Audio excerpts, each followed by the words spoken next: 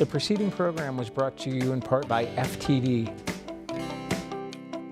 FTD.com for all of your gift-giving needs.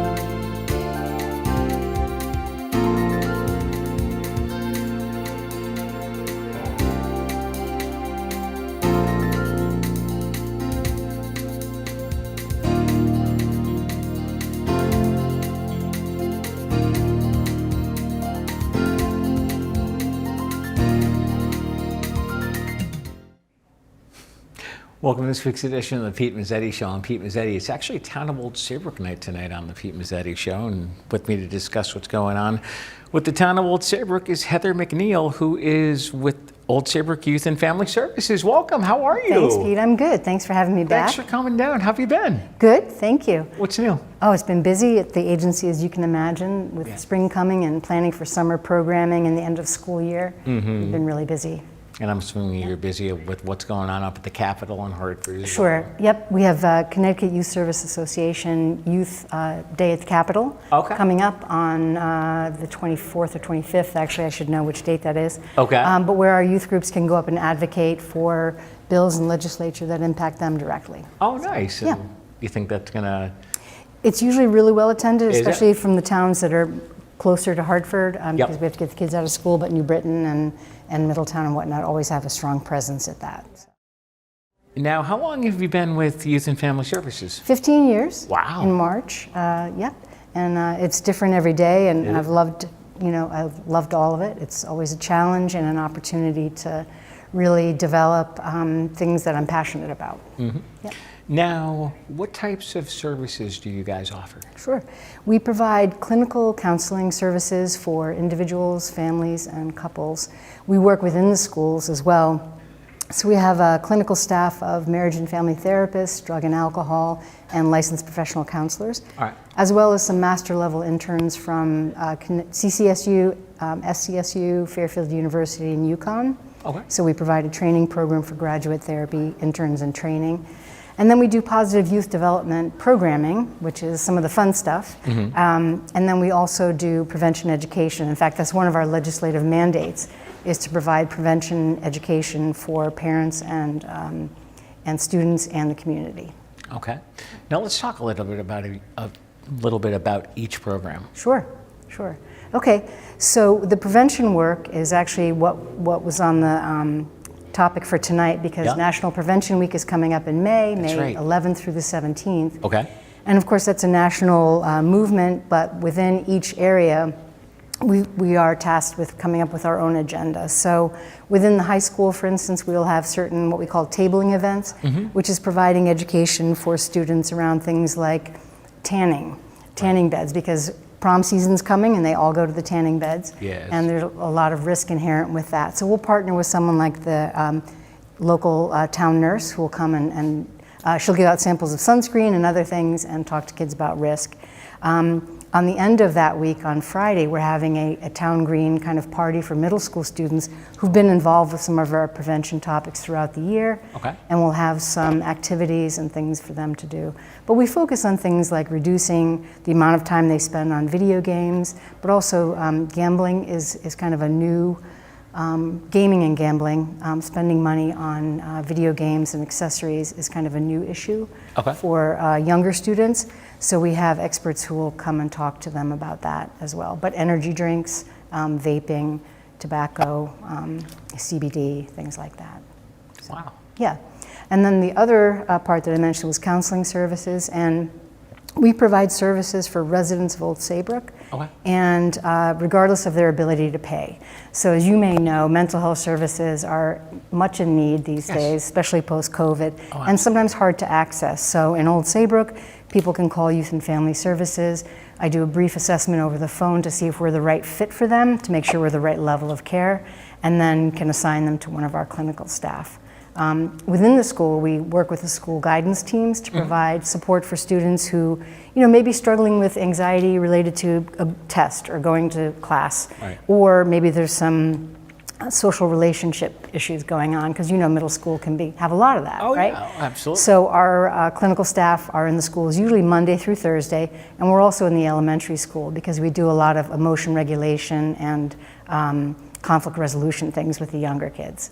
So they don't know that that's what it is. It's designed as fun, and but it's usually very successful, and it runs all year round. Now, I understand that you've been collaborating with Lyme Youth Service Bureau. Youth Services about a suicide prevention project on the Baldwin Bridge. Yes, absolutely. And you may remember, Pete, from the news in November of 2023, two state troopers, I want to make sure I get their names right, Sergeant Matthew Bells and Sergeant Ashley Harkins, saw a woman on the Baldwin Bridge over the fence as if she were about to go to the water. And they were able to intervene and successfully talk her through coming back over the fence. So Mary Seidner, who's the director of Lyme Youth Service Bureau, had reached out to me probably 18 months ago about a sign, getting a sign project done on both sides of the river, because there's easy access to that bridge, right? It's lovely sometimes to go up there and look at the river, but we wanted to have a sign that provided resources for people who might be at risk. So I was up there this morning, and I was going to say, I believe we're going to take a look at the sign right now. Let's take a look. Those are the signs on the Saybrook side, one at the bottom of the walkway, and then one as you approach the bridge. The QR code, which anyone can scan, brings you right to the state site, which is suicide prevention resources. And sometimes even an environmental strategy like that, if someone's going up there and feeling like they want to do something to hurt themselves, even that can be, a preventive measure that they could think about and stop for a moment and reach out for help. So we're really excited that this is moving forward. In September, during Suicide Prevention Month, we'll actually have an event where we have students from both sides, Lyme High School and Saybrook High School, come to the unveiling of these signs and then do a walk across the bridge to meet each other. And also the two state troopers, we hope to have them there to honor them for their efforts as well. Very nice. So I think that's a really nice thing. Now, you said September is Suicide Prevention Month? Yes, it is. So the whole month nationally, it's Suicide Prevention Month. So we do a lot of, community education in person and through our newsletter, our email database. And of course, all year round, we have resources available at the agency and on the town website and on our own website. Because it's a preventable issue. And one of the things we work with a lot of students around is peer-to-peer. Their friends talk to them about struggles they're having and maybe things that they're struggling with. And we want to encourage students to come and get adult help when that happens, to not shoulder the responsibility for their friend. Sometimes they struggle with feeling like that's a betrayal, so we have to work through that with them as well. But we want them to know that help is available. And now, do you guys reach just the town of Old Saybrook, or do you reach all over the state? Well, our agency does have a residency requirement. We're municipally funded, and not all the youth service bureaus are. So Westbrook, for instance, is a 501c3 and can take clients from Clinton or other towns. So each one is different. There's about 142 of them in the 169 towns in Connecticut. And they're all different. But we have a lot of the same, we all have the same legislative mandate. And what is some of that legislative mandate? It's to provide prevention education, to do community advocacy around issues that affect the wellness of youth and their families. So our prevention work really entails risk reduction and an increase in protective factors, which may include things like positive adult role models or mentoring programs, or even the new one that I'm beginning to work on is a youth employment program. our recent survey of students in grades 6 through 12, we realized that most high school students, once they become eligible to work, are not working. Right. And back in the day, I was babysitting at 13, and my parents probably encouraged me to get a bigger job when I was 16. Right. As you're saving for college and whatever else. And we found that there's been a sharp drop in that, either because of an unavailability of local employment or a lack of understanding of how to go about it, or maybe less parent encouragement to do that. We're not quite sure. So we really want to work with businesses. I'm meeting with the chamber next week in the morning to talk about, what are you looking for? What kinds of things can young people do within your business? Is there an opportunity there for them? And we'll try to spearhead team up with the chamber, and they're a wonderful organization. They are. Yep. Everybody at the chamber office is great. No, they are. And they have a big membership, too. Yes. So, Yes. Yeah. Matter of fact, I'm a member of the chamber. Yep, good. And as far as, maybe we can give it a little bit of time to,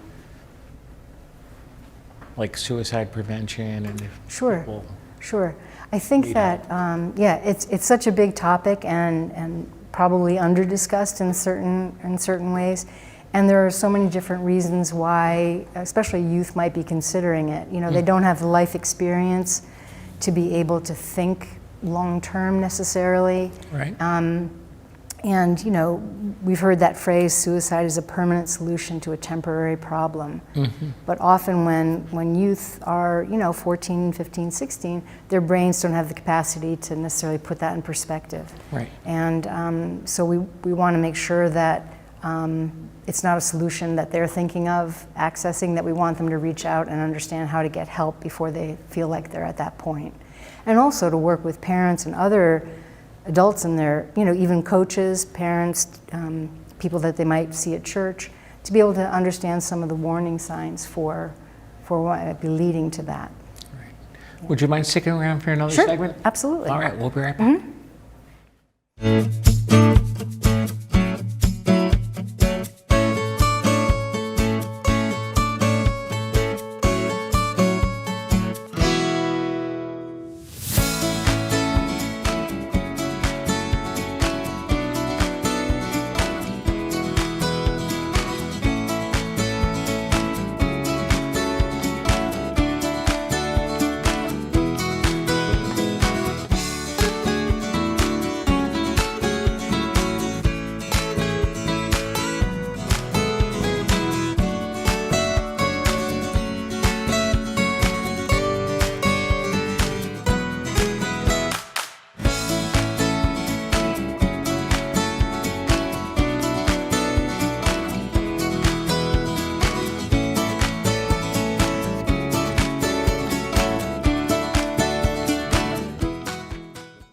Thanks for sticking around. Welcome back to this week's edition of the Pete Mezzetti Show. I'm Pete Mezzetti, sitting here with Heather O'Neill from the Old Saybrook Youth and Family Services. Welcome back. Thank you. Thank you. So let's open up this segment talking about the Dalio study. Sure.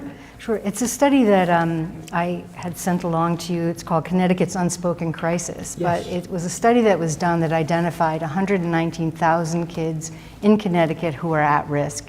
Okay. And that's characterized by, it's at risk and disconnected, which means that they may be at risk of flunking out of school. There may be a lot of absenteeism so that the school doesn't have a lot of information about home environment and what supports might be needed. It could be that they've been unidentified in terms of mental health concerns or even physical illness, and they're unemployed or unemployable. Gotcha. So, a dismal picture at the young age predicts kind of a dismal future as they launch out into adulthood. Yes. So that's why it's called a crisis point. And so youth service bureaus in Connecticut and other youth serving organizations are being tasked with kind of a multi-pronged approach to address this in our own communities, and then of course on a state level we work with other organizations as well. Now let's talk about the approach. Sure. So within our agency and within youth service bureaus, as far as I'm aware, we have certain things that we're always working on, which is reducing risk-taking behaviors and increasing protective factors within a community. So, for instance, one of the things that we've recently done is a full student survey, grades 6 through 12. Okay. And the data that came back from that is providing us with information to help us design our initiatives and programs for the next 3 years. So some of the things that we noticed from the data that we got back is there are more students than ever involved in isolated behaviors like gaming, and they spend a lot of time alone in areas just playing games. Okay. So while they're alone, they are still connected to whoever they're playing with. Sometimes they know them, sometimes they don't. There's Right. multi-format platforms that they're connected to. But some of the risk involved with that is they don't know who they're playing with. Right. So we want to have more information to help them determine, and parents determine, what are safe parameters for Right. them around that. Some of the other strategies include just getting kids outside and re-engaged with each other Right. and with nature.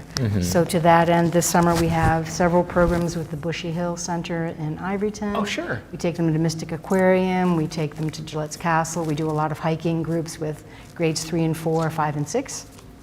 And also the youth employment piece is, we also noted in the survey that there's even though they have a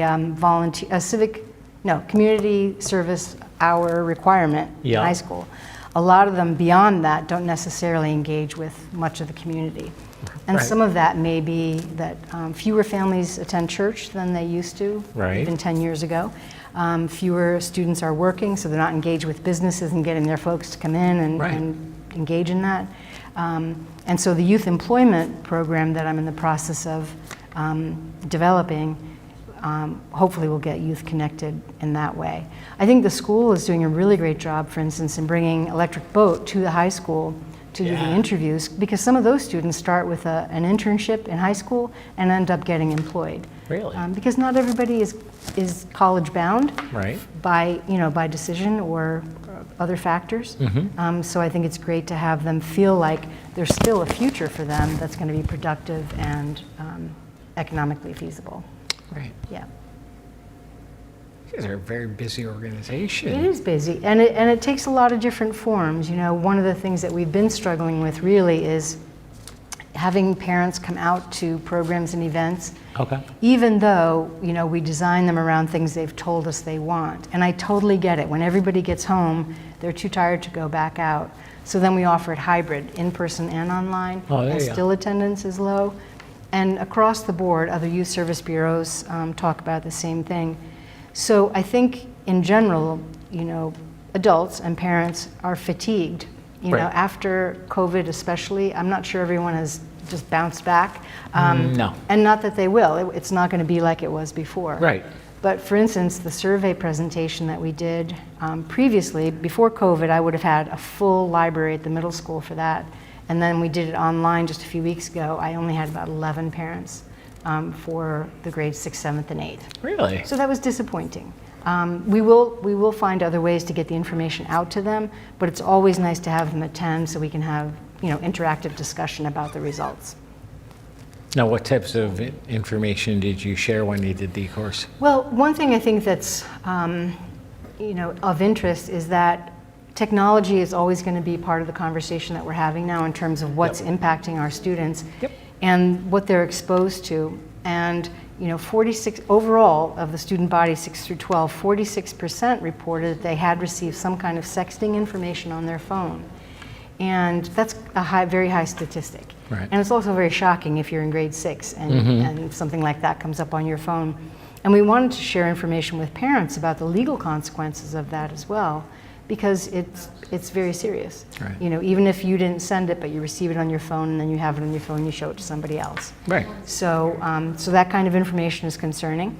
And of course, we also surveyed positive information, which was that most kids identified, I think it was 97% of the students identified that they feel safe in their community, they feel safe in their school, and they feel well connected to at least one other adult besides their parents. And the information that we can give parents that's positive is across the board, all students recognize their parents as a valuable resource and support for them, emotionally and in other ways.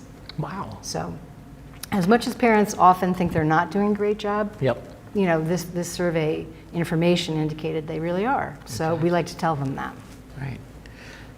And I'm sure that now that the school year is winding down, are you guys winding down, or are you guys just ramping up to get ready? We have little bits of time between, where we transition from one level of activity to another that's just as busy but different. So in the summer we can be outside much more. Right. And we often provide a bridge between students who receive our services within the school year. When those services aren't available during school, they can still come to the agency. Right. So we see parents and students during the summer. And we connect with the summer school program in the middle school to provide after, so they go from 9 to 12, Yeah. and then we do something with them in the afternoon. Because then that helps parents be able to maintain their work schedule Right. with less disruption, which is important. Oh, you guys work with the summer school program too? Well, we align with them quite frequently. Okay. And the guidance team at the middle school and in the elementary school and All right. high school, we work with them all the time. So in any way that we can support those students, we are doing that. And you guys work with obviously work with the superintendent's office very closely. Yeah, absolutely. We had him over for breakfast to the agency a few weeks ago, and he got to meet everybody. It was nice to welcome him to the team. And I've actually had him on with me. He's very nice. He is. He's very hospitable. The Yes. first time I had him on with me was right before he got hired. I had him and Jan. No, No? Dr. Bachman Oh, yes. on with me. And Yep. Yeah. And a new initiative that we have is through the ARPA money Yep. in town. I had written a grant for a bilingual caseworker. And so we have two, one from the high school and one who works in the elementary school, Okay. who is going to help us connect more with the multilingual parent community. Because even if their students are assimilated within the educational system, the parents often don't feel as connected because of the language barrier. Right. So that's been a really important part of our work this past year as well. Wow. Yeah. Now I'm sure we'll see each other again, but Yes. looking forward to the next school year. What are you guys looking for? Well, I think over the summer, when we have downtime, we spend a lot of time going through our survey information and trying to see it with fresh eyes each time we look at it. And we have lots of different people looking at it. Oh, okay. Because we're trying to determine, what is it really telling us? Right. And what could be needed? What are some of the areas of vulnerability, as well as highlighting some of the areas of strength? So we don't have any definitive plans for that yet. We just know that students and parents are looking for connection and an opportunity to re-engage. And the younger ones who may not necessarily know that that's what they need because COVID impacted that development for them, Right. we have to kind of slowly get them out and push. And I think everyone works together. The Acton Public Library, Park and Rec, and us, and other departments, we're all kind of doing some of the same thing in different ways to try to make sure that everybody who needs something can access it. So you guys work closely with Amanda from the library. We do. She was actually on with me not long ago. Yep, she's too. great. There's yeah. a lot of really, great people working in Old Saybrook who have a passion for what they do. There's a new children's librarian. She's coming to meet us on Thursday. Oh, okay. Rebecca. And she's part of our early childhood council. All right. So, and collaboration is key, right? Because we don't all have a ton of resources. Exactly. And we work together. So tell us about the early childhood. Sure. The Early Childhood Council it used to be a United Way funded program. It was grant funded. And it was to organize and coalesce daycare providers within the town of Old Saybrook and work on providing birth to 3 interventions and strategies. So a lot of the daycares aren't in business anymore, and Goodwin began their preschool program. Yeah. So we still organize the providers who are available and the Goodwin School, but we work a lot with parents of very young kids to work towards early intervention around literacy issues and development. So we have a team of, pediatricians and other providers that we can access for expert advice for them. Now we've got a little bit more time left. Let's talk about the summer program. Sure. So in the summer, it is a little bit different paced, and we still have our clinical work going all the time, but we provide on Tuesdays, for instance, teen trips for grades 7 through 12.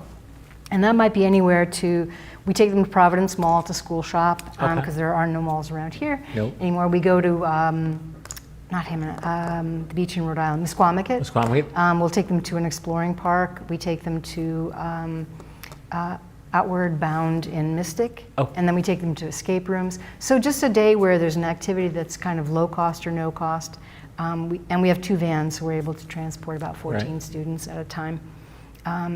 And so then that's on Tuesdays. The rest of the week, we do things at the agency that are just kind of, again, disguised as fun. One's called Zen Group, and it's about mindfulness and self-regulation. Okay. But we do things like we make stress balls, or we might use essential oils and do a relaxation or a meditation. So we might take them up and down Main Street and have them go into a business and learn how to order ice cream There and you make go. change or pay for something.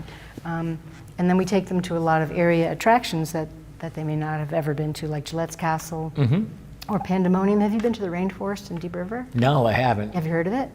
Yes. Okay. And they have some at-risk population of animals there that the Okay. kids can go and see, plus a really cool thrift store and just some amazing people to meet. So we just like to take them around to local businesses and get them engaged in what's going on around here. Cool. A lot of them also don't ride their bikes that much anymore, so we Oh, have no? a bike club. And we took them down to the point, which is only like a mile, 1.2 miles. They were huffing and puffing and complaining, but they had a lot of fun. And then after that, they asked for longer rides. Ah. So, and it usually ends up with ice cream. Oh, okay. Everything that ends up with ice cream. So, Absolutely. You know, I think that's good. And if people want more information, where should they go on the website? Sure. So the town website is oldsaybrookct.gov, and our website is osyfs.org. Okay. And anyone who's interested in clinical services can call my direct line, which is 860-510-5042, and leave a message. Well, Heather McNeil from Youth and Family, thanks for some time, and hopefully we'll see you Absolutely. again soon. Absolutely. I'd be happy to come back. You got it. On behalf of Heather McNeil, I'm Pete Mezzetti. Thanks, good night, and we'll see you next time. Thank you.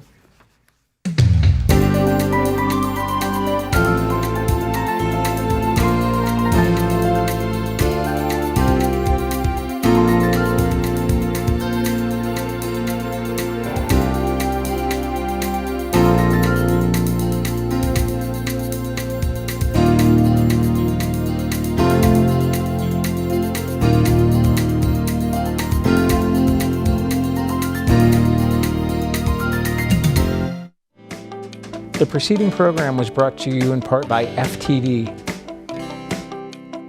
FTD.com for all of your gift-giving needs.